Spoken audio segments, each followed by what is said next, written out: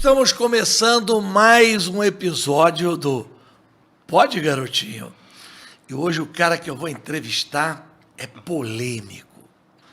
Eu até podia logo dar aqui a descrição do que ele faz, né, das atividades dele, mas antes eu vou mostrar para vocês um vídeo dele. Logo vocês vão reconhecê-lo e vão entender a postura dele diante de alguns acontecimentos como esse que você vai ver no vídeo agora no Pode, Garotinho.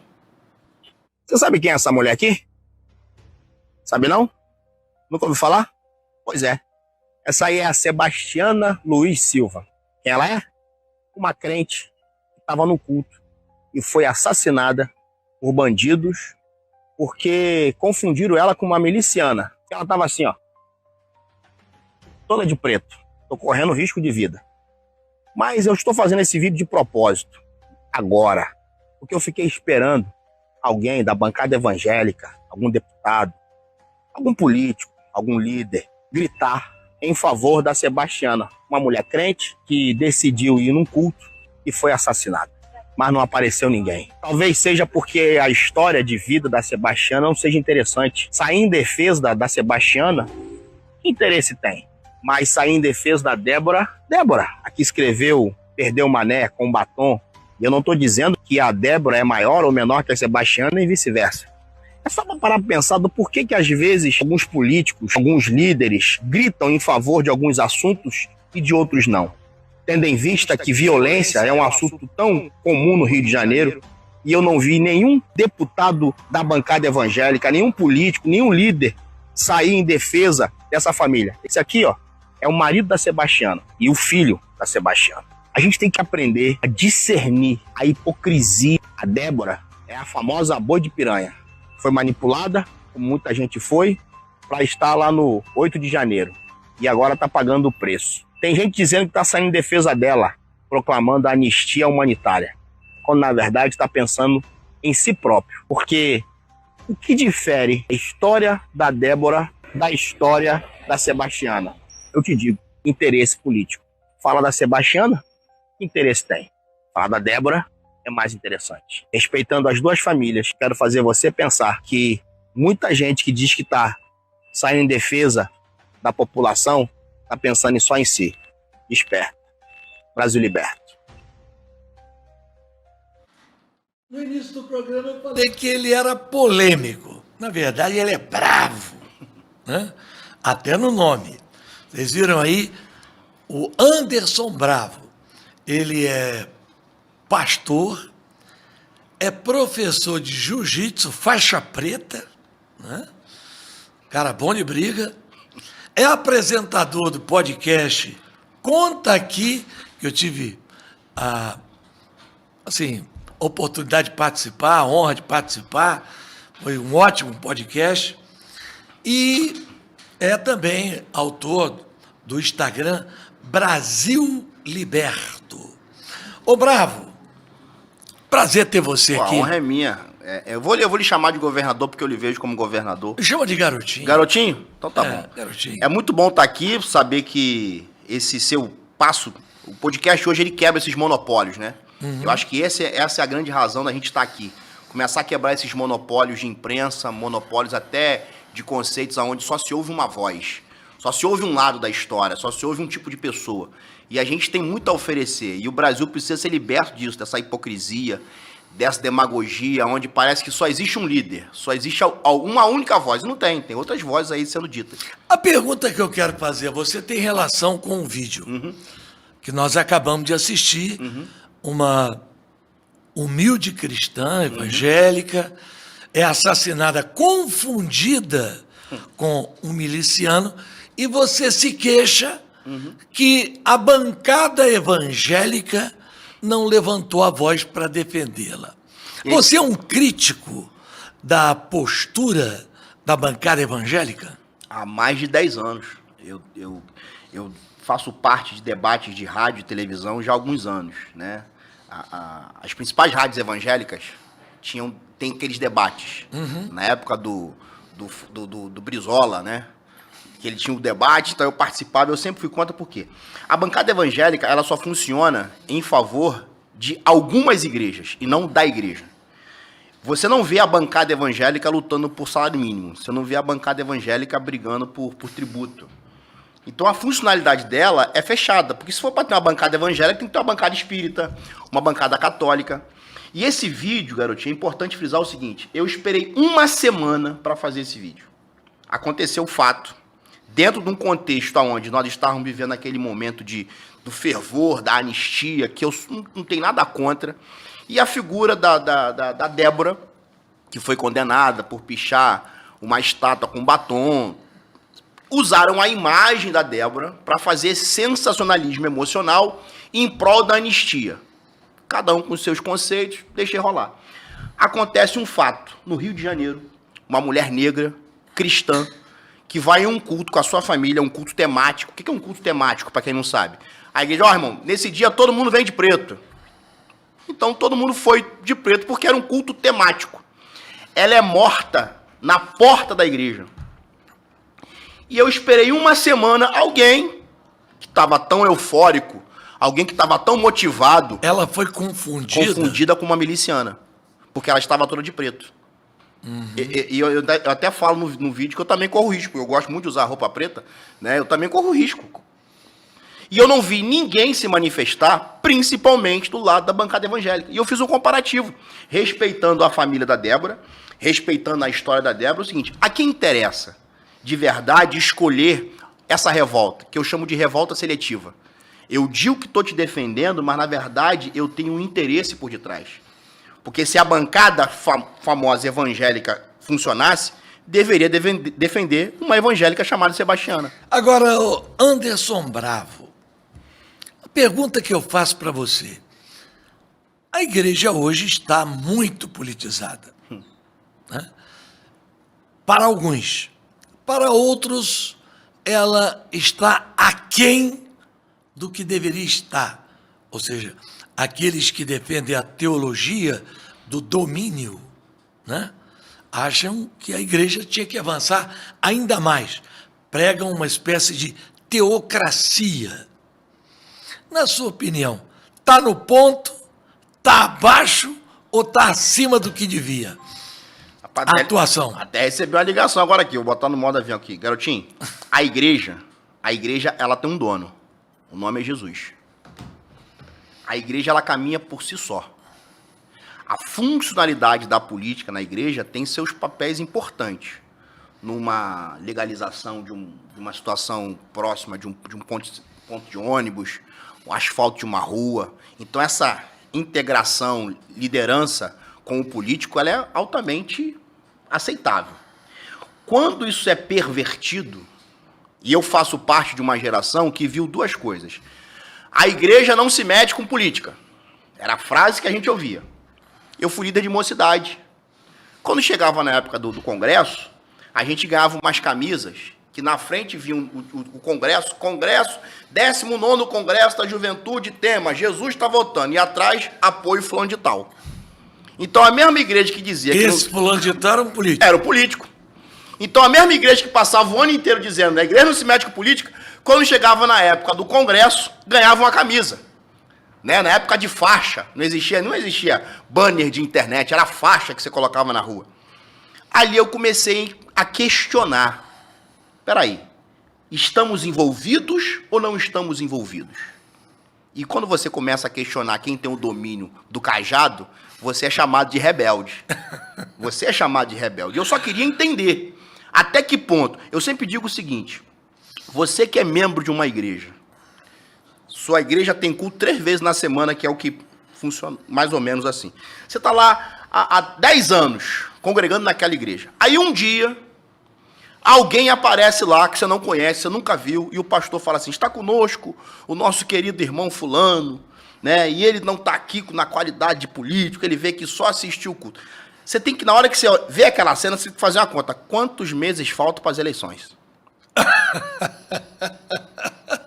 Porque aquele indivíduo nunca foi. A gente teve uma cena clássica de alguém que já foi até batizado em Israel, próximo às eleições. Então, esse tipo de maturidade a igreja de Cristo tem que ter. Por quê, garotinho? Qual o problema? Infelizmente, a gente começou esse debate aqui falando sobre monopólio. Uma coisa é o pastor que está numa comunidade agora, fazendo um trabalho excepcional, ganhando almas para Jesus, ganhando vidas para Cristo e fazendo um trabalho social. Outra coisa são lideranças poderosas, que eu não tenho acesso, aquele pastor da periferia não tem acesso, mas quem determina o comando são essa liderança. E esse cara não pode ser a igreja, ele é ele. Independente de quem for, de convenção que for, denominação que for. Ele tem que falar por ele, não pela igreja. Sem cortar o seu raciocínio, eu queria que você fosse objetivo na minha pergunta. A igreja está política demais, está no ponto ou ainda está aquém? Porque, por exemplo, a teologia da libertação, nós estamos falando de igreja, estamos falando de evangélico. A teologia da libertação, que é da Igreja Católica, ela achou, em determinado momento, que Frei Beto, Leonardo Boff, queriam transformar Jesus num líder político. E acabaram com a teologia da libertação. Acharam que estava demais. Né? Outros, como Frei Beto e outros líderes que veem Jesus não somente o Filho de Deus, mas um líder político que quebrava paradigmas, né? Acham que a igreja ainda está de menos. Por isso que eu estou te perguntando, está de menos, está no ponto ou está demais? Observa bem a minha resposta. A igreja está muito longe de fazer o seu real papel junto à política. Porém, ela acha que está no ponto. A igreja acha que está no ponto, por quê? Porque hoje a gente consegue eleger candidatos com a maioria daquele que o pastor coloca. O pastor indicou o fulano foi eleito. Então, se tem a ideia errada de que a igreja está forte nesse ponto, mas não está. Porque a igreja continua estando à mercê de uma sociedade onde quem determina o final... Vou te dar um exemplo simples aqui para você entender. Qual é a maior discussão no Rio de Janeiro aqui? O Eduardo Paes fez o show da Lady Gaga. Aí no show da Lady Gaga, no show da Madonna, teve demônio, a igreja se revolta. Só que o mesmo Eduardo Paes apoia a Marcha para Jesus. Se a igreja quer fazer uma marcha para Jesus, que ela faça por conta própria. Qual é a legitimidade, qual a autoridade que eu vou ter para questionar o Eduardo Paes, se ele traz a Madonna, a Lady Gaga, o show de quem for, se eu estou recebendo verba para a marcha para Jesus? Então a igreja parece que tem força. A igreja parece que está bem politicamente, mas de verdade ela está muito aquém, porque ela continua se permitindo, não mais com a camisa, não mais com a faixa, mas com a marcha para Jesus, com um evento aqui, um outro evento ali. E a igreja vai, de alguma forma, aceitando isso. Você, eu não quero nem citar nome aqui, você definiria, por exemplo, a atitude de um pastor conceituado, né? Que leva no púlpito vou dar um exemplo, o Romário, que tem uma vida toda pessoal, né? Complicada, para dizer o mínimo. Né? Aí leva lá Romário e apresenta como candidato dele e pede o voto dos cristãos para Romário. No dia o Romário até dobra o joelho, né? O Romário até dobra o joelho. O senhor quer que eu vá um pouco além desse raciocínio seu aí? Não. Porque eu estava... Fale à vontade. Porque eu estava nesse dia. Eu vi o então prefeito do Rio de Janeiro falar a seguinte frase num púlpito com o microfone na mão, que a gente chama que o púlpito é santo. Quem era o prefeito? O prefeito na época era Eduardo Paes. Eu fui. Era a inauguração de uma igreja. Foi no mesmo dia do Romário? Não, aí já é outro dia. Outro dia. É que eu tô querendo ir profundo nesse pensamento. Aí, em nome, porque quando dá o microfone ao Romário, a oportunidade, a prerrogativa é sobre respeitar a autoridade. Usa-se um versículo isolado da Bíblia para usar esse argumento. E eu vi o Eduardo Paes em cima de um púlpito, que é considerado santo, dizer o seguinte: se um dia eu for governador do Rio de Janeiro, o pastor vai ser meu secretário de construção, de habitação, porque vai fazer uma igreja bonita assim lá no inferno. Aí metade ri, como o senhor riu, Meu Deus do e céu. o restante da igreja fala misericórdia. Mas a culpa é do Eduardo Paes? Não. Porque pro Eduardo Paes sair dali pro cacique de Ramos, é normal. A questão é quem deu o microfone para ele. Entende isso? Eu, garotinho, eu fui o primeiro no Não, mas Brasil. olha, eu quero fazer aqui uma distinção. Todo mundo sabe que eu sou oposição ao Eduardo Paes, não tenho nenhuma ligação com ele. O Eduardo Paes, nesse caso, foi lá já prefeito.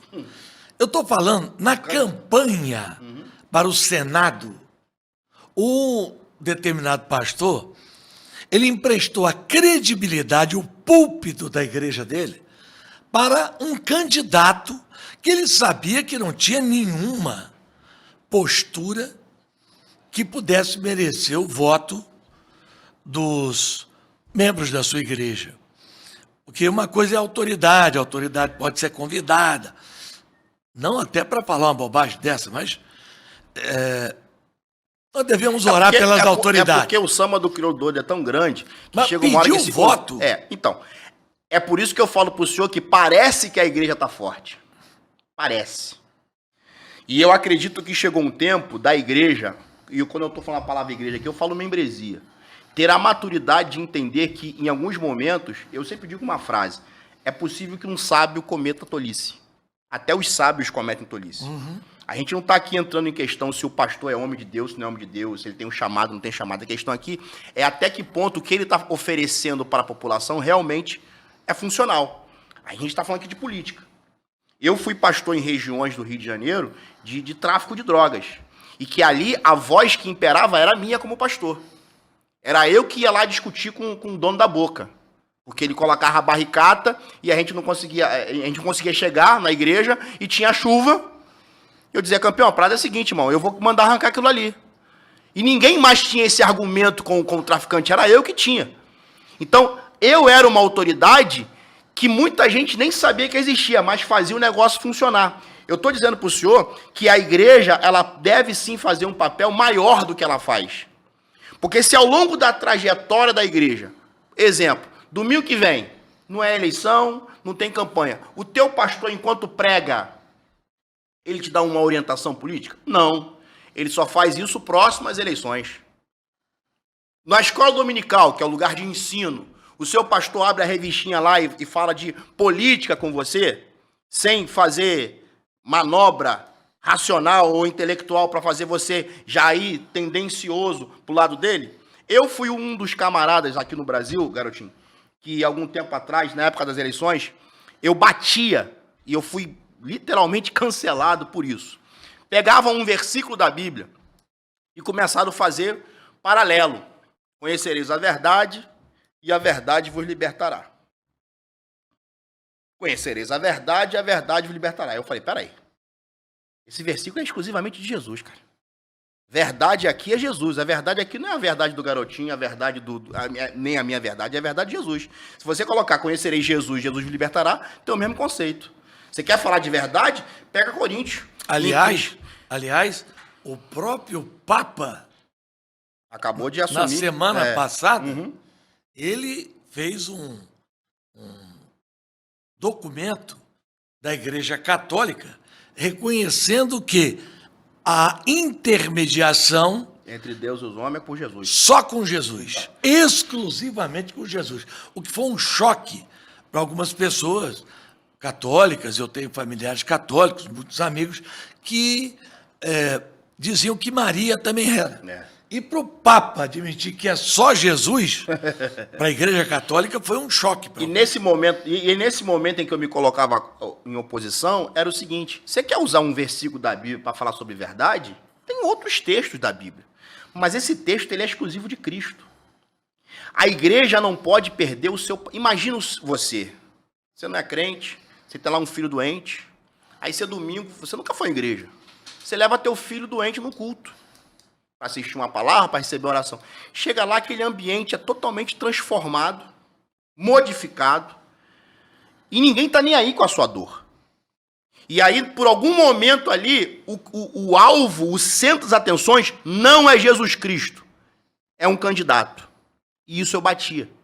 E fui reprovado por bater nisso. Nada contra o indivíduo. Nada contra. Eu acho que a igreja não pode perder o seu papel principal, que é, sim, libertar através da palavra, fazer ação social, que a igreja faz isso de forma única no Brasil. Ninguém recupera mais pessoas do que a igreja no Brasil. E eu estou falando de igrejas sérias, que muitas vezes, garotinho, você nem sabe o nome do pastor. Ele não tem nem rede social igual a gente tem. Pastores, homens e mulheres de Deus, que estão aí fazendo a obra de Deus com o coração desprovido de dinheiro, de salário, de campanha política, e por muitas vezes é enganado por gente que tem a oportunidade de estar lá no Planalto, de ter o acordo fechado com um pré-candidato a um Senado. Porque o que faz eu escolher, o senhor falou do Romário, eu vou citar, por que o Romário? Qual a razão de ser Romário? Não tinha outros candidatos? Não havia outros pré-candidatos ao Senado? Por que tem que ser o Romário? Porque ele fez o gol do Tetra? Por isso? Porque até ontem Romário não frequentava a minha igreja. E depois do culto, tem outro vídeo meu nesse Instagram, que eu chego no domingo na igreja, um domingo desse aleatório, e eu venho filmando o culto antes do culto começar, eu gosto de chegar no culto antes do culto começar, e eu filmando assim, e eu falei assim, interessante pensar que daqui a um ano, esse ambiente que eu estou aqui hoje, como crente, como pastor, no culto, vai vir um monte de gente assistir culto aqui também. Mas depois que acaba as épocas das eleições, todos eles somem, eles desaparecem, eles aprendem da paz do Senhor, eles aprendem a falar versículo da Bíblia, eles aprendem a cantar um hinozinho famoso lá, exclusivamente para pedir voto. Como igreja de Cristo, a gente não pode aceitar isso. Rapaz, olha, eu vou te contar uma... Não é piada não, hein? É verdade mesmo. Em 1994, logo após a minha conversão, eu fui a uma igreja e tinham lá outro candidato, né?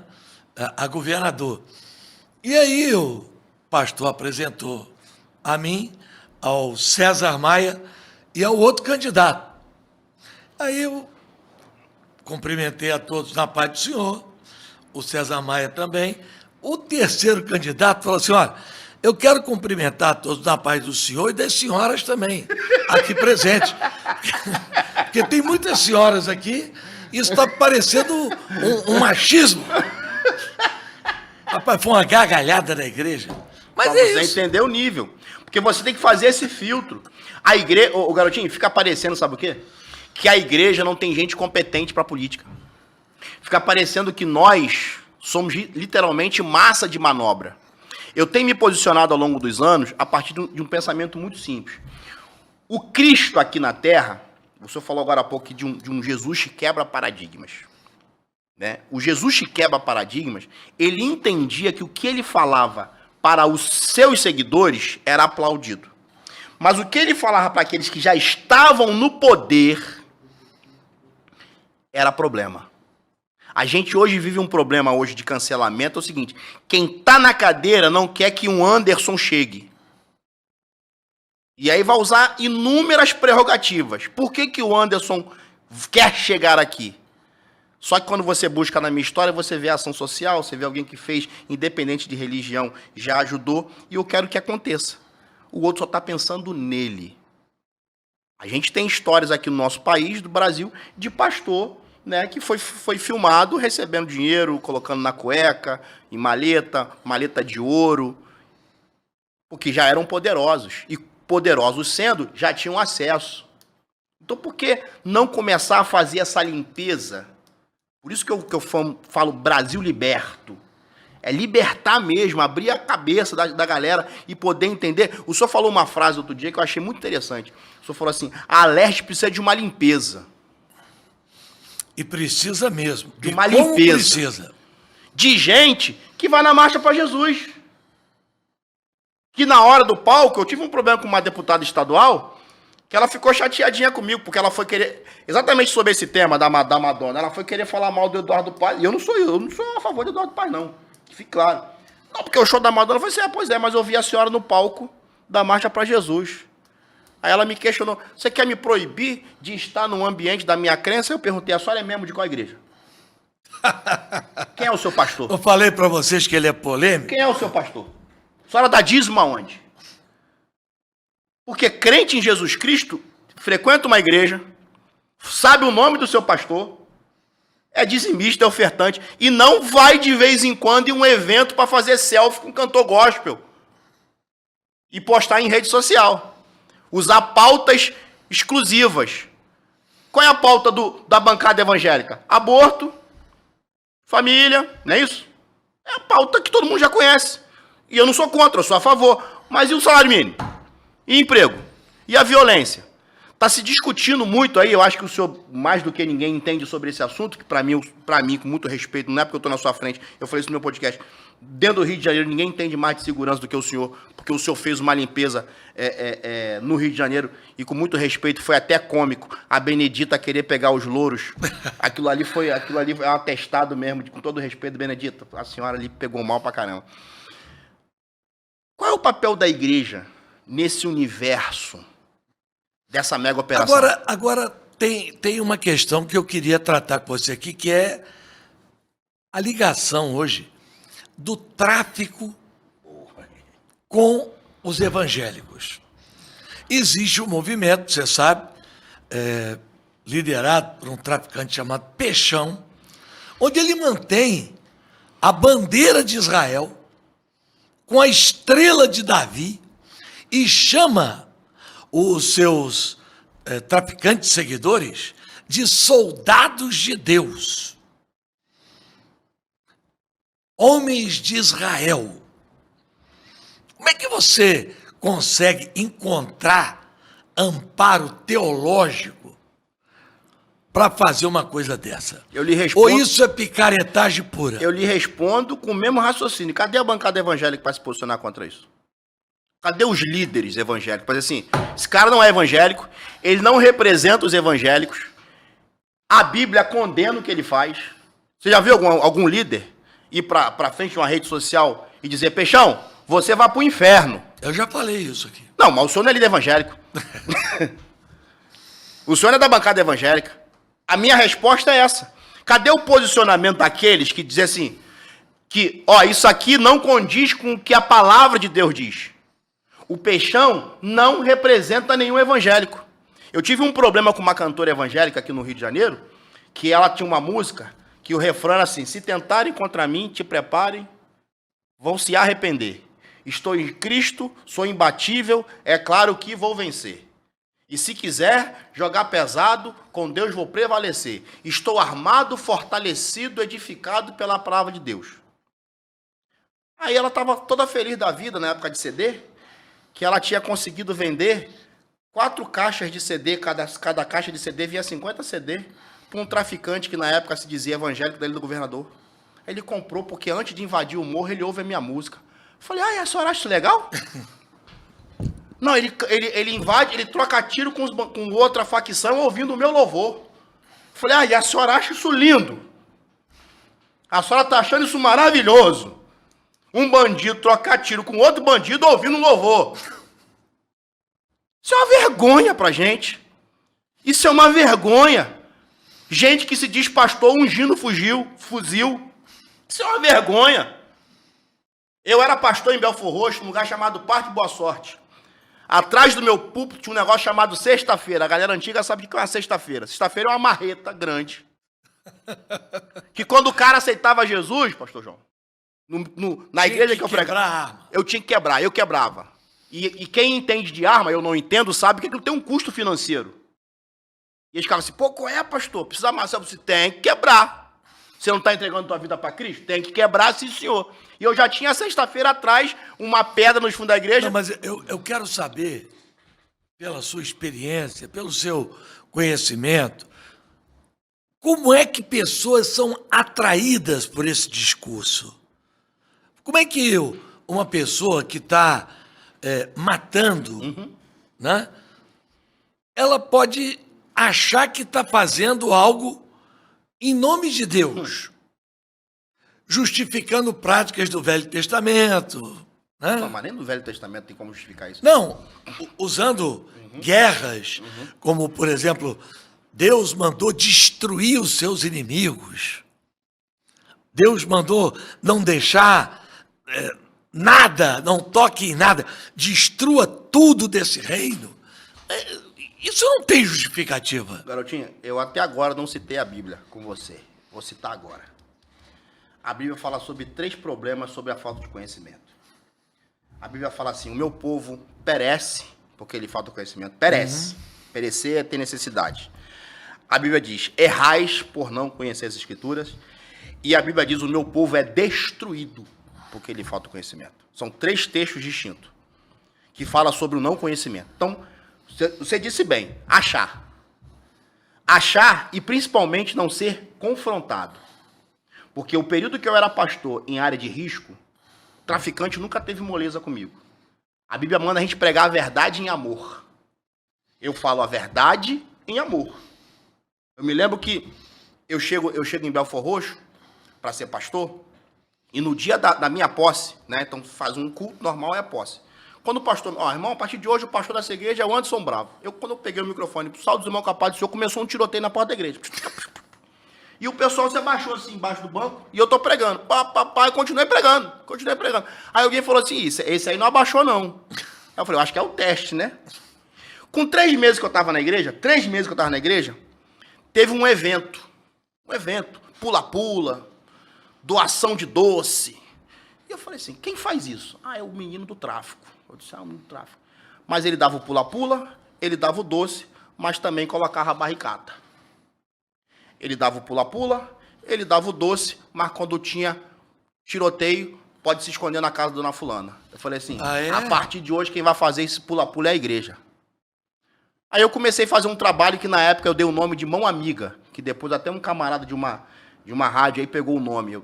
Então eu arrecadava alimentos e uma vez por mês eu distribuía alimentos para aquela população, com pula-pula, com festa. Aí o cara mandou me chamar, o rapaz lá mandou me chamar. Ô, senhor pastor? Pois não. O senhor está atrapalhando o meu trabalho. Eu disse, que trabalho? Não, a gente faz aqui um trabalho. O Estado não faz, a gente faz. Eu disse, falei, campeão, isso ele sentado, como o senhor está aí, com 2 pistolas aqui, cena de filme. 2 caras em pé, eu também em pé, e eu falei para ele assim, você sabe que o que você faz não é trabalho. E o que eu tenho para dizer para você é o seguinte, você tem 3 opções. Uma, entregar a tua vida para Jesus. Reconhecer Jesus Cristo como teu Senhor e Salvador, que eu estou aqui para isso. Segunda, ir embora, filho. Seguir o teu caminho e ir para outro lugar. E terceiro, pagar para ver. Aí ele, o senhor é folgado, hein? Aí. Falei que o cara é bravo? O senhor é um pastor. Aí falou assim, o senhor é um pastorzinho muito do folgado. Eu falei, não, campeão, eu sei para onde eu vou, irmão. Porque homem de Deus de verdade não tem medo de morte. Homem de Deus de verdade sabe que ele está aqui para fazer a vontade de Deus. E fazer a vontade de Deus, garotinho, por muitas vezes contraria sacerdotes. Paulo não foi preso pelos ímpios. Paulo foi preso por sacerdotes. Não, Jesus foi O condenado. próprio Jesus. Mas eu estou dizendo Paulo porque Paulo é a nossa referência de pregação. Eu não vou falar isso que eu vou falar agora aqui com alegria, não. Em 10 dias, eles tiveram uma briga entre eles lá. Num dia apareceu 10 mortos. Aí eles tinham um hábito, quando chegava a droga, chegava no caminhão, eles soltavam fogos. Eu fiz uma santa ceia lá de manhã e eu mandei soltar fogos. Falei, aí botei sob nova direção. Fiquei 5 anos lá em Belford Roxo. O povo até hoje... Eles acharam que os fogos eram da droga. Os fogos é porque acabou o tráfico. Mas aí a gente botou a igreja em oração, aí entra o lado espiritual. A igreja ficou em oração, em jejum e fazendo o papel. A mega operação. Aonde que foi encontrado os corpos? Não foi numa mata? Foi. Por que essa mata agora não vira uma escola ecológica? O que é uma escola ecológica? Um lugar de plantio, que você aprende matemática, português, inglês, mas você aprende a plantar e colher. Por que não se cria ali uma escola ecológica, certo? Com uma base da polícia ali dando cobertura. Porque não adianta chegar lá só e executar a operação, mas toda vez que tem um tiroteio no alemão, para onde que eles vão? Para aquela mata. Então já se sabe que aquela mata é um ambiente de esconderijo. Então a igreja sabe fazer isso. É a famosa história. Eles não fazem porque não querem, garoto. Não faz porque não é interessante. É importante ter essa... Hoje está ruim, amanhã está mais ou menos. Agora eu vou dizer um negócio para você aqui, que você que está em casa, não pense que eu estou falando isso aqui para desmerecer, não. Vocês sabem quantas igrejas de todas as denominações, Assembleia de Deus, Assembleia de Deus de Madureira, Assembleia de Deus de outras convenções, Batista, Católica. Tem dentro das comunidades que compõem o complexo do Alemão? Vocês sabem?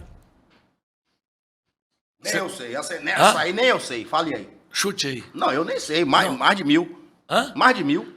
490 Igreja. cadastradas. Tem alguns também pontinhos lá de pregação.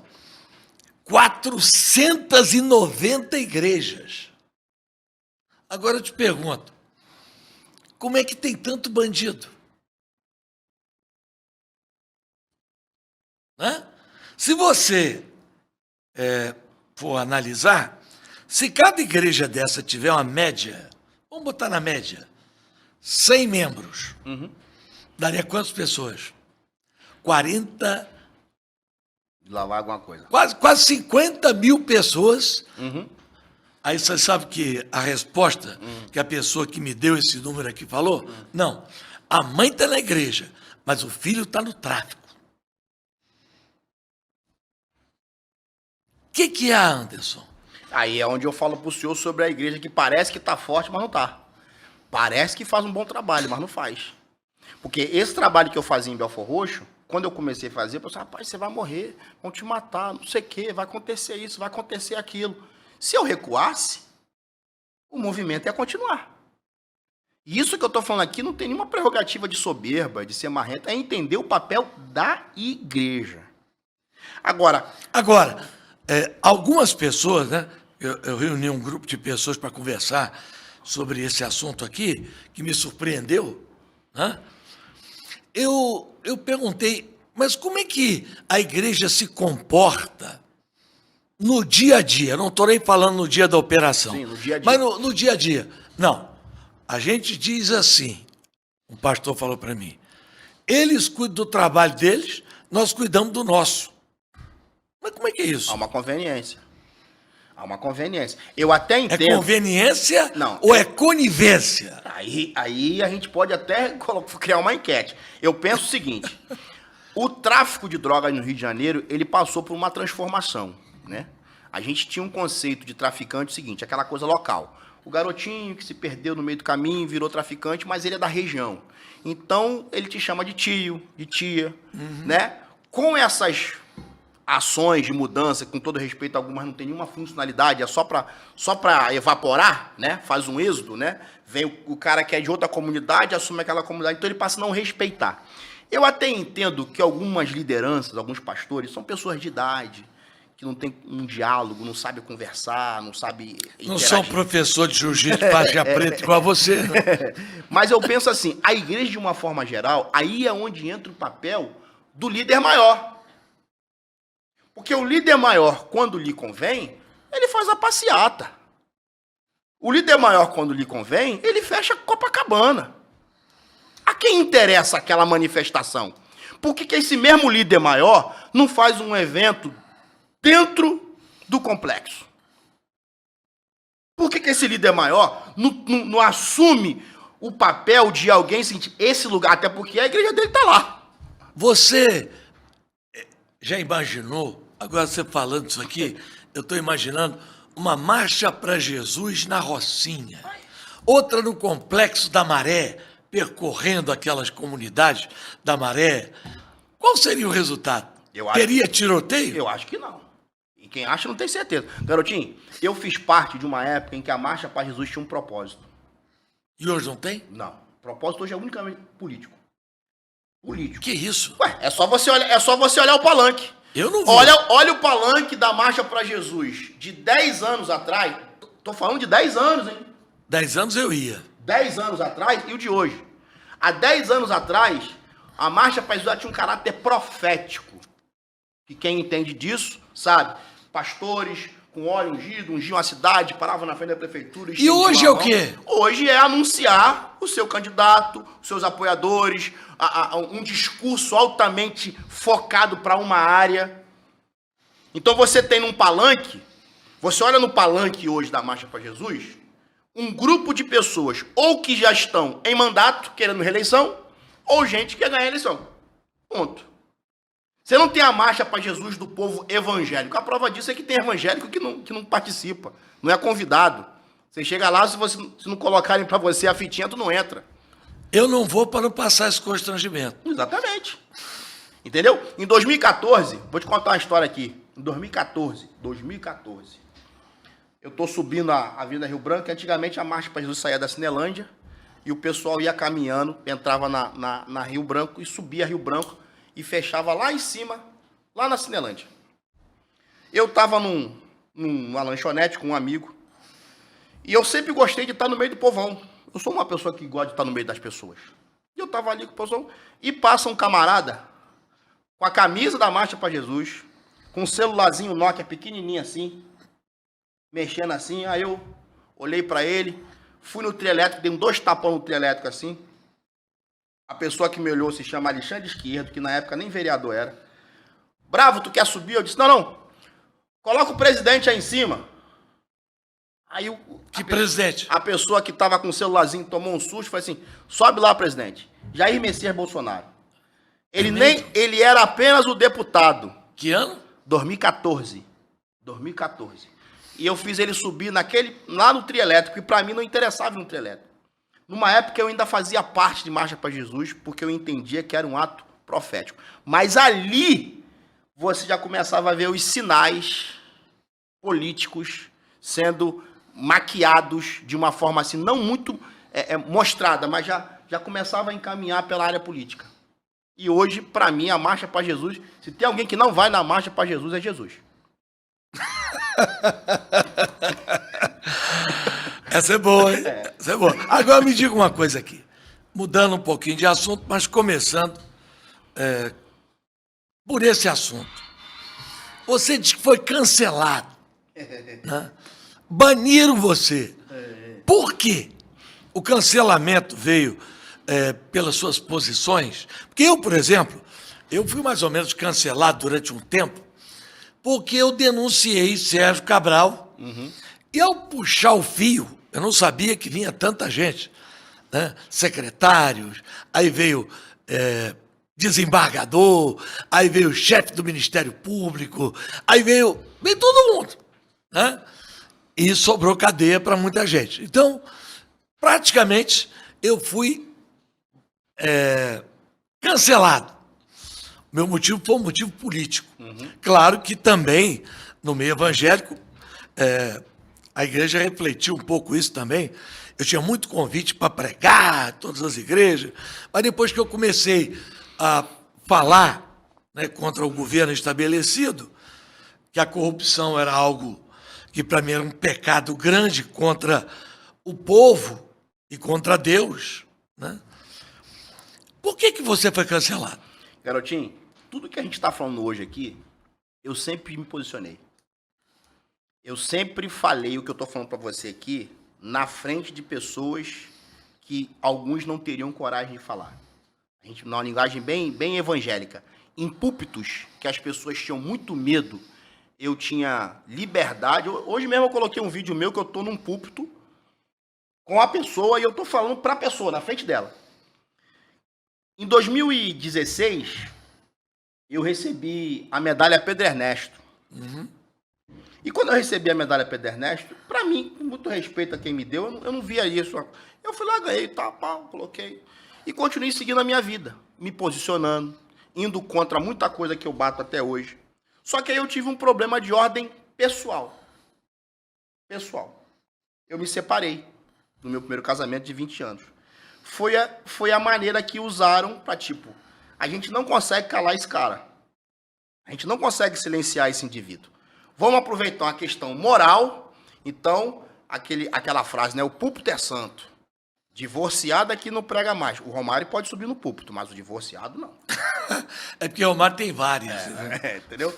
Então, esse cancelamento, ele acontece quando? Quando em 2017, a minha história de separação acontece em 2016, se cria uma matéria, e nessa matéria me deram um filho, me colocaram com envolvimento de 4 anos com uma pessoa, e me exporam 2 vezes, tanto num site evangélico, que é o chamado Fuxico Gospel, e no Léo Dias.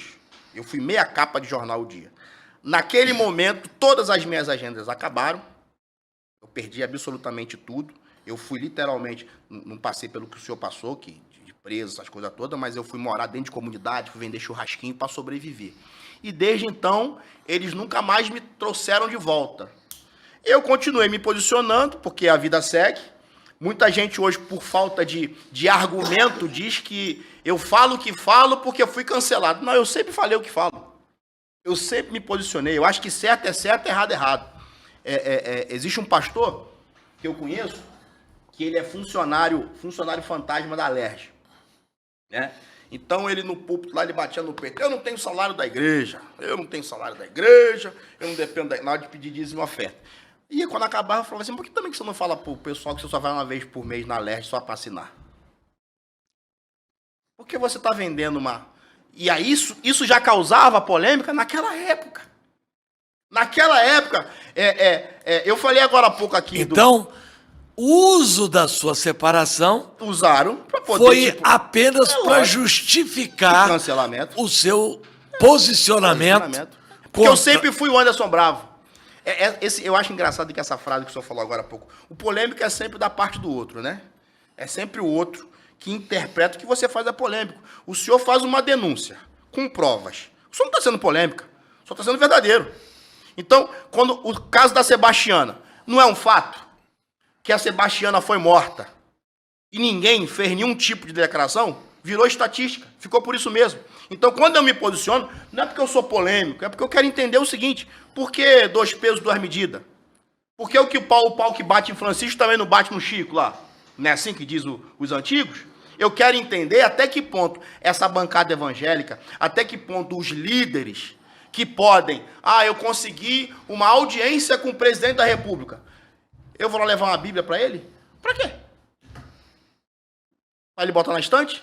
Eu vou lá para apresentar as situações do bairro que eu sou pastor, da cidade, do estado que eu sou pastor. Eu vou lá para confrontar, com muito respeito, mas vou confrontar. Eu não vou lá para fazer selfie.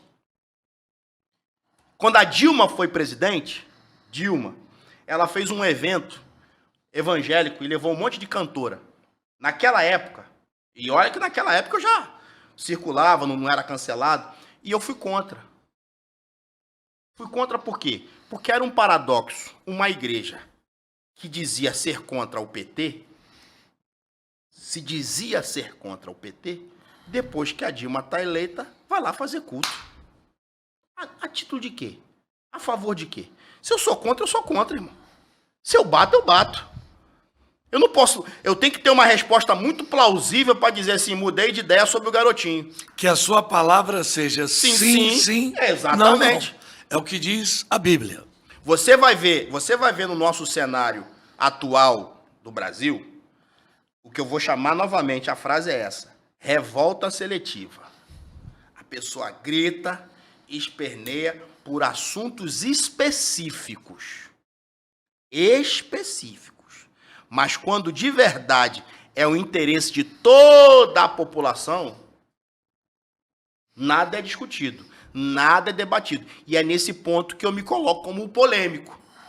Que eu quero que você me explique o seguinte: beleza, você gritou? Muito bom teu grito.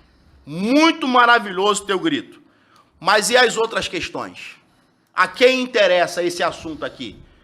Foi quando eu lembro de um pastor de São Paulo que ele falou: rapaz, eu vou votar na Dilma porque a Dilma tá me dando uma rádio lá em Recife. Eu disse: então que se dane teu povo. Que se dane a população brasileira. Então, na rede social você fala que é contra o PT. Mas nos bastidores você está abraçando o PT? É paradoxo isso. E a gente tem que ser o sim, não. E aí você paga um preço por isso, né, galera? Muito bem. Agora eu vou te colocar aqui, porque a gente já está caminhando mais ou menos para o final. Eu quero que você seja bem objetivo. Eu vou falar o nome de algumas pessoas aqui, tá? São pessoas, algumas muito conhecidas, são líderes, né? E eu queria que você, vamos dizer assim, em rápidas palavras, ou com uma palavra, manifestasse a sua opinião sobre essas pessoas. Vambora. Pode ser assim? Bora. Então eu vou começar por Silas Malafaia. Faz bem ao Brasil, mas faz mais bem a ele mesmo. Como é que é? Faz bem ao Brasil. Eu tô falando seu objetivo, foi o objetivo. Faz bem ao Brasil, mas faz bem mais a ele mesmo. Abner Ferreira. É alguém que Você é assembleiano, né? Sou assembleano, Você é mas de Madureira? não sou de Madureira, não. Eu era CJDB. É alguém que poderia ter um posicionamento melhor sobre o seu papel dentro do estado do Rio de Janeiro. É muita conveniência e pouca ação prática para todos. Muito bem. O deputado federal Ottoni de Paula. Precisa se converter. Ele é pastor. Ué, e daí? Precisa se converter. Mas por quê? O Ottoni foi no meu podcast. No meu podcast. Tá na internet. Ele era pré-candidato a prefeito do Rio de Janeiro. Ele era pré-candidato. Eu me lembro disso. Eu chego para ele e pergunto, o senhor, por quê? Quem é pré-candidato, no meio do caminho pode mudar de ideia. Pode, claro. Normal. E eu respeito. O senhor é pré-candidato mesmo, de fato? Aí ele me interrompeu. Ele já foi me interrompendo. Eu nem concluí isso. Eu não estou fazendo ensaio. A frase, eu não estou fazendo ensaio. Eu não estou aqui fazendo ensaio para ser pré-candidato, depois eu ganho um cargo, não. Eu não sento com Dudu do PT. Eu estou repetindo as palavras dele. Dudu do PT? Dudu do PT. Aí ele falou assim, é porque o Eduardo Paes. Porque ele assim, porque o Dudu já escolheu o seu lado. Aí, quem assiste lá, eu olho e falo assim, deputado. No seu podcast? No meu podcast. Eu falo assim, deputado, só tem certeza disso? Eu não sento com o Dudu do PT. E bateu na mesa. Ô, deputado Ottoni, se o senhor quiser vir aqui responder o Anderson, tá aberto o programa. E aí ele ficou brabo. E em outros podcasts, ele não só... E aí, pra mim, é onde ele se perde é nisso. Porque uma coisa é eu discordar politicamente do senhor. Outra coisa é eu espiritualizar a conversa. Eu tenho ouvido muitas pessoas criticarem algumas mudanças de posição do Ottoni, mas ninguém foi tão direto como você dizer que ele precisa se converter. Porque olha só, aí sabe o que ele fez? Em outro podcast, lá na internet, ele chamou o Eduardo Paes de Zé Pilintra. Que o Eduardo Paes tem um espírito de Zé Pilintra e luz não caminha com trevas. Então, enquanto ele estava na esfera política, de ideologia política, de discordância, beleza. E mesmo assim, ele sentou com o do PT. Quando ele espiritualiza a conversa, uma coisa, eu não caminho garotinho porque eu discordo com ele politicamente. Não, o garotinho é do demônio. Aí, irmão, eu tô com uma foto com o senhor. Peraí, abracei o demônio. Então, se ele chama o Eduardo Paes de Zé Pilintra e depois ele tá com o Eduardo Paes, ele tá com o Zé Pilintra, irmão. Tá explicado. Tem que se converter. Marcelo Crivella.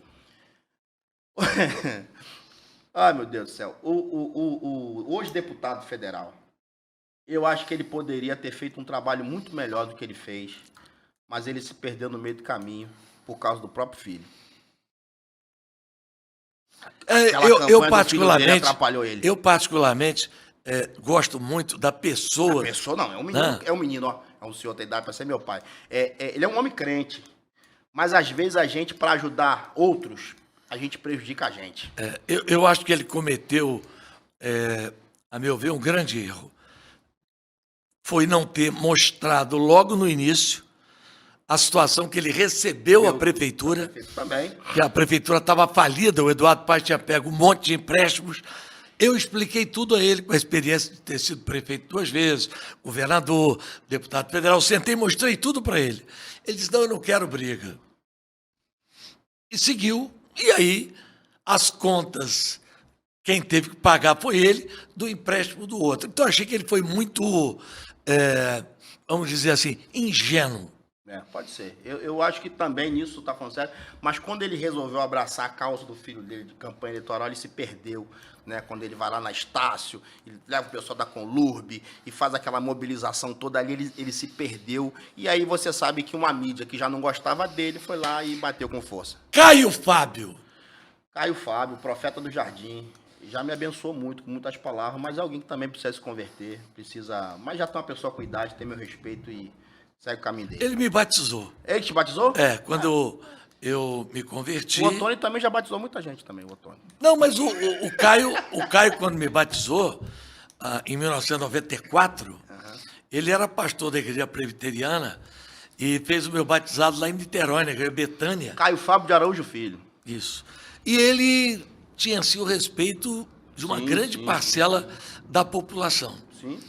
Era autor de bons livros, eu lia muitos livros dele. Foi uma pena, realmente, ele ter, vamos dizer assim... O problema do Caio Fábio hoje é o posicionamento dele. Não é sobre o que passou pela vida pessoal. Eu sempre me posiciono o seguinte, eu vivi e sei o que é você depender da graça e do favor de Deus. Mas você continua com o pensamento em Cristo? Beleza.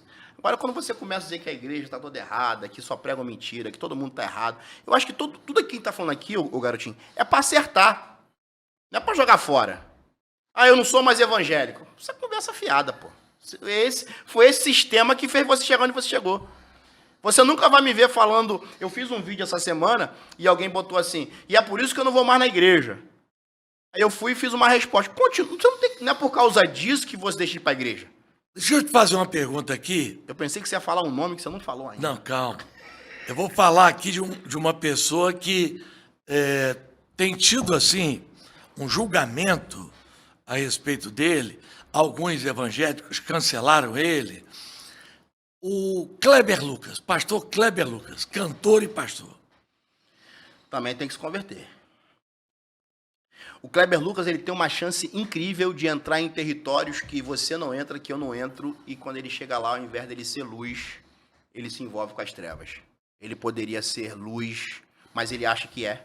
E aí o problema está na mente cauterizada. Ele tem acesso a lugares, ele consegue chegar em ambientes que eu não chego, você não chega, e quando Deus abre possibilidade... Ô garotinho, eu acho que a política ela tem muita importância na vida de qualquer cidadão brasileiro. Acredito que a cultura também o tem. Só que a Bíblia diz assim, quer comais, quer bebais, faça tudo para a glória de Deus. Qualquer coisa que eu faça, se amanhã ou depois eu me tornar um político, tem que ser para a glória de Deus. Se amanhã ou depois eu sou um empresário, tem que ser para a glória de Deus. Porque foi o evangelho... Eu só estou aqui na sua frente porque um dia, com 19 anos de idade, eu dentro de um quarto, sozinho, eu abri o livro sagrado e estava escrito, não foste vós que me escolheste, mas fui eu que vos escolhi e vos designei para que vai e dê fruto e vosso fruto permaneça. Ali eu tive um encontro com Cristo. Eu só estou aqui hoje porque um dia eu tive essa experiência. Então, nenhuma frustração com liderança evangélica, com decepção com instituição, pode ser mais forte na minha vida do que o amor que eu tenho por Jesus. A gente pode conversar sobre qualquer assunto, mas o evangelho em mim é muito maior. Agora, eu vou te perguntar sobre uma pessoa polêmica também, já foi preso, enfim, é uma pessoa cuja, vamos dizer assim, a imagem, né, se confunde entre o crime e o sagrado. Né? Pastor Marcos Pereira. O Marcos Pereira, ele tem... É de São João de Meriti. Ele nem sabe, mas ele tem uma dívida comigo, porque quando ele estava preso, na época o Vaguinho, a Elane Martins e a filha dele, o culto que ele tinha no culto de quarta-feira, foi caindo gente, foi saindo gente, aí eles começaram a convidar um monte de pregador, né? E aí falaram assim, pô, Anderson Bravo, vem pregar aqui, né? Para poder a igreja não esvaziar. Aí eu fui lá pregar, não me deram nada, e falei, não, mas quando o pastor for solto, a gente vai fazer um evento, e você que vai pregar. E até hoje eu nunca fui lá. O pastor Marcos Pereira, ele é um necessário. Ele faz parte exatamente desse tipo de gente que faz uma diferença. As polêmicas, eu acho que é um pouco de perseguição, mas eu acho que ele faz um bom trabalho. Eu gosto do trabalho que ele faz. Você acha que, por exemplo, ele é uma voz que chega na periferia chega. e fala para aqueles perdidos? Chega. A gente às vezes confunde... Que jamais chegariam a uma igreja sim. tradicional? E às vezes a gente confunde, sabe o quê, garoto? A gente tem que ser muito honesto nisso aqui. A gente confunde, às vezes, liderados com líder. Eu já vi gente do Marcos Pereira fingir fazer o trabalho que ele faz e aí cai na conta dele. Essa coisa de ungir fuzil. Eu já vi gente ligada a ele fazer isso. Não sei até que ponto isso chegou até ele e ele mandou cortar. Entende isso que eu tô falando? Então, às vezes, a gente tem que tomar muito cuidado em nome do tipo... É igual, por exemplo, eu posso discordar de muita coisa do Silas Malafaia. Mas daí dizer que ele é maçom é uma outra história. É viajar na maionese. Maçom? É. Isso eu não sabia. Então, a pessoa não gosta do Silas Malafaia e fala, o Silas Malafaia é maçom. Uma coisa é discordar teologicamente dele, discordar politicamente dele, não concordar com muita coisa que ele faz, mas daí dizer que o camarada é aquilo... Então, tem muita gente hoje que acaba fazendo coisa e cai na conta do Marcos Pereira. É mais ou menos a mesma coisa. Você gostaria de falar de mais alguém? Eu pensei que você ia falar de um camarada que dizia que o vosso povo merece respeito. Você falou para o seu objetivo. Se você falasse Eduardo Cunha... Eduardo Cunha, pronto. É um... Eu não quis falar porque eu sou inimigo desse cidadão. Então eu poderia achar que eu estaria falando. Não, mas eu vou falar por que eu tenho que falar sobre ele. Porque o Eduardo Cunha é um câncer que a igreja evangélica brasileira não pode permitir que esse câncer volte. Eu reagi a um vídeo nesse meu Instagram Brasil Liberto, que ele vai numa convenção e quando ele dá um microfone para ele, o povo começa a vaiar. O povo. A liderança deu um microfone, mas o povo vaiou. E eu fiz um vídeo reagindo, batendo palma. É isso mesmo. Porque o Eduardo Cunha usava o nosso povo merece respeito, aquela frase, né? O nosso povo, mas só Deus sabe. Então, é um câncer que a igreja evangélica... Você vê, ele agora foi lá para Minas, para tentar... Eu tenho um amigo pessoal, que ele falou assim, não, Brau, vem aqui para Minas, eu vou te dar uma rádio, e não sei o quê. E aí e o cara tá falando, vou te dar uma rádio, aí você faz seu podcast, você vai ter um estúdio, e nananã, e tal. Eu falei, pô, cara, saí do Rio de Janeiro, minha praia, minha tal... Não, eu falei, mas quem tá patrocinando essa rádio? Não, pô, o Eduardo Cunha tá vindo pra cá. Eu falei, aí não, Alexandre, aí não, amigo. Alexandre Ferreira. Alexandre Ferreira, meu, ama esse cara. Eu falei, aí não, velho, aí não. Aí não tem como, não tem nada contra a filha dele, nada contra. Mas o Eduardo Cunha, ele não pode voltar pro cenário evangélico. Porque ele conseguiu entrar na época ainda do senhor Francisco Silva, nesse cenário evangélico. Fez parte. E ele é um mal. Tem coisas que... O garoto... Não, eu nem perguntei sobre o Eduardo Cunha, porque eu não considero ele evangélico. Mas ele dá a paz do Senhor. Eu sei, mas como eu conheço bem o cidadão, eu não perguntei sobre ele, porque... Mas é um tipo de alerta que tem que ser feito. A gente começou o nosso debate aqui falando sobre o que a igreja está fazendo. Então, o que eu dei de alerta? Qual foi o alerta que eu dei aqui no início da minha fala? Ó, domingo que vem, você vai toda semana na igreja, nunca tem um indivíduo. Aí no domingo que vem, tá lá o Eduardo Cunha no teu culto. Falei o nome, me responsabilizo. Aí o pastor, irmão, tá conosco aqui o nosso irmão, Eduardo Cunha, vai ter que apar. Ele vai dar a paz do Senhor, ele vai ler um salmo ou um provérbios para você, se tiver mais treinado, né? Vai até falar com propriedade sobre algum cara da Bíblia, e você vai falar, uau, que bacana, uau. Mas não é alguém confiável. E é isso que a igreja precisa ter essa percepção. Você não precisa levantar e ir embora, não. Você não precisa... Você está no seu culto, chegou alguém que é alguém que você não está acostumado a ver, e essa pessoa está lá literalmente com intenção política, ouve a Bíblia fala assim, Paulo fala assim, ô garotinho, examinar de tudo, retém o que é bom. Eu acho que, sobretudo na vida, a igreja é um ambiente de pessoas. Pessoas acertam, pessoas erram. Mas existem maus. E a Bíblia manda a gente, literalmente, nem dar a paz do Senhor.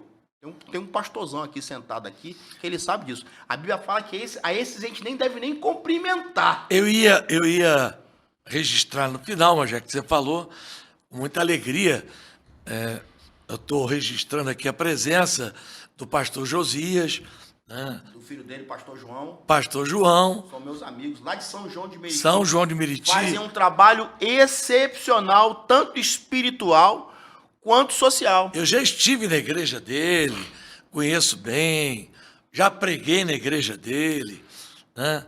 No tempo que eu pregava. Não, você continua pregando. Não, eu assisto a palavra do dia que você coloca lá e abençoa muita gente. Eu acho que isso é importante. Ô, Bravo, eu queria que você olhasse ali, ó, agora direto para a câmera e deixasse uma palavra para esse momento da vida brasileira, o papel que a igreja deve ter. A igreja deve ter um candidato, a igreja deve se abster de participar do processo político, a igreja deve escolher esse candidato por princípios. Eu queria que você falasse um pouco, nós estamos vivendo já um período pré-eleitoral. Sua mensagem para esse pessoal que deve ter gostado muito da sua participação hoje aqui no programa, pela objetividade, clareza, não deixou dúvida, não ficou escorregando, né? Foi direto. Então, fala direto para o pessoal aí, como é que você vê esse momento, né? E o papel da igreja como um todo, especialmente da igreja que você faz parte, que representa quase 40% dos brasileiros, que é a igreja evangélica. Antes de mais nada, eu quero agradecer o senhor pelo convite. O senhor eu estou só retribuindo. É uma referência, gostem ou não do Antony Garotinho, mas é uma referência política e de conhecimento para a nossa nação, e eu me sinto honrado de ser convidado para estar aqui na mesa. Eu quero só dizer uma frase. Dizem que eu tenho muito inimigo, mas eu digo o seguinte: todo mundo que tem posição tem oposição. Quando você vê um cara que todo mundo gosta dele, desconfie. Porque o cara consegue agradar todo mundo, tem alguma coisa errada. Eu sou uma pessoa que eu tenho posição. Então é lógico que eu vou ter oposição. Né? Verdade. Isso é claro. Então, eu não estou preocupado, né, com que o pessoal da oposição... O senhor sabe que Jesus Cristo disse: ai de vós, quando todos os homens falarem bem de vós. Jesus Cristo disse isso. A igreja, ela não mostra o seu poder quando ela elege alguém. A igreja mostra o seu poder quando ela transforma alguém. O papel da igreja no cenário terreno é transformar, libertar e cuidar. Na esfera política, a igreja tem um papel de amparo, de cuidado. Tudo aquilo que é perdido no processo da função da igreja tem que ser colocado de lado. Então, a sua igreja pregou para o indivíduo que chegou lá, que abandonou o tráfico, para o desempregado, ele aceitou Jesus, a igreja vai criar situações favoráveis para aquele camarada seguir o rumo dele com Jesus e como um novo cidadão na sociedade. Mas se essa sua igreja, ela se vende a cada eleição, a cada indivíduo que aparece de 4 em 4 anos, você está num lugar perigoso, independente da denominação. Igreja de Cristo, primeiro, leia a Bíblia.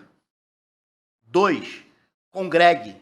3, seja pautada a sua vida em informações reais e não no áudio do Zap Zap e não em videozinhos de cortes. A gente trabalha com edição, a gente sabe que a gente pode fazer o corte que a gente quiser.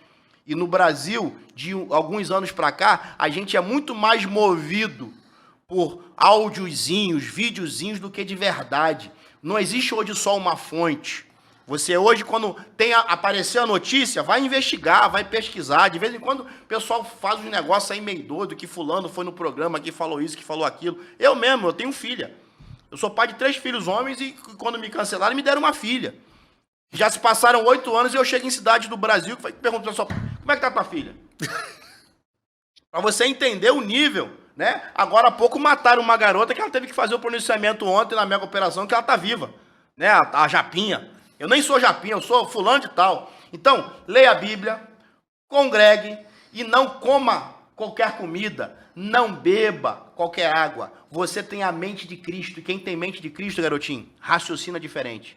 Quem tem mente de Cristo não é tapado, não é vendido, não é manipulado. Eu tenho uma frase que essa frase já me fechou muita porta, que é o seguinte: quando Jesus te salvou, você nunca mais se tornou apenas um RG, um CPF e um título de eleitor. Você é alguém que pensa. Você é alguém cheio da presença de Deus. E Deus a todos abençoe. Gente, eu conversei no programa hoje, no nosso podcast Pode Garotinho, com Anderson Bravo, pastor, professor de jiu-jitsu, dono da página Brasil Liberto, apresentador de um podcast com grande audiência, o Conta Aqui, e essa figura que eu falei. Ele é polêmico, mas a polêmica é necessária. Sempre que está estabelecido algo que não é verdadeiro, se alguém não levantar e expor a verdade, que vai gerar uma polêmica, o mundo estaria perdido. Um abraço a vocês e até o próximo Pode Garotinho.